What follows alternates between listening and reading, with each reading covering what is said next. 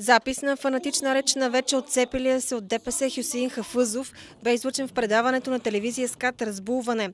Видеоматериалът, разпространен в интернет, е заснет по време на предизборната кампания за местния вод през октомври 2015 година в Сунгурларе. В екзалтиран монолог Хафъзов издига в култ турските лидери неоосманисти Реджеп Ердоган и Ахмет Давутоглу. Хафъзов за пореден път нарушава българското законодателство, като говори на турски език на предизборна среща. Ahmet Davutoğlu'yla dünyanın Türkiye'nin reisi Cumhurbaşkanı Tayyip Erdoğan'la masaya oturup da Bulgaristan'daki Türkleri, Müslümanları konuşan bir milletvekiliyle karşı karşıyasın.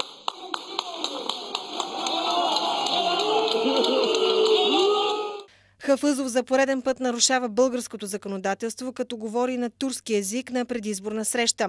Той нарича българската община Сунгурларе турска и се зарича, че на всяка цена ДПС ще спечели изборите там, като води въображаем диалог с опонента на ДПС Георги Кенов, до тогавашен кмет именно от противоконституционната партия.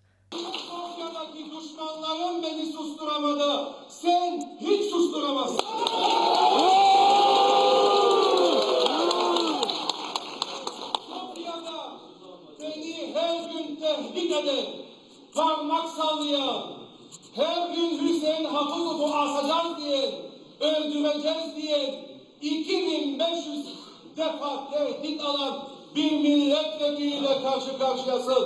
Bütün devleti karşıma aldım. Sen kim oluyorsun da böyle?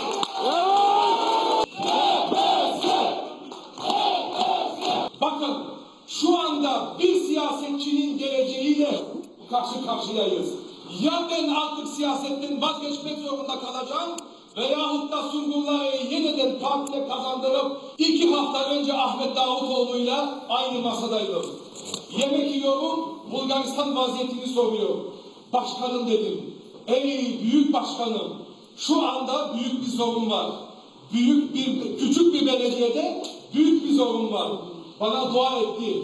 Başarırsın dedi. Çünkü davamız hak davadır. Веднага се запитах, това същия човек ли е, който в залата на БТА пред журналистите с същият патос говореше, че се е клел в българското знаме, когато е служил в армията, че се е клел като български депутат. Да. Какъв е този епос Лидер у мой? Лидер у мой за хора, които му обещават победа на български избори. Турски лидери за български избори. Това е толкова абсурдно. Как лидер на света? И това е Ердоган, бъдещия султан. Това са кадри на флагман, като че ли всички ги смачкаха и реално погледнато те дори и на службите не направиха впечатление, защото това си е абсолютно национално предателство. По време на скандалната реч на Хафъзов на масата до него присъстват областният лидер на противоконституционната етническа партия Ахмет Сюлейман, общинският председател на ДПС Сунгурларе Халил Ахмет, както и кандидатът за кмет от ДПС Васил Панделиев, който в крайна сметка печели изборите. Не и без помощта на Турция, както става ясно от речта на Хафъзов.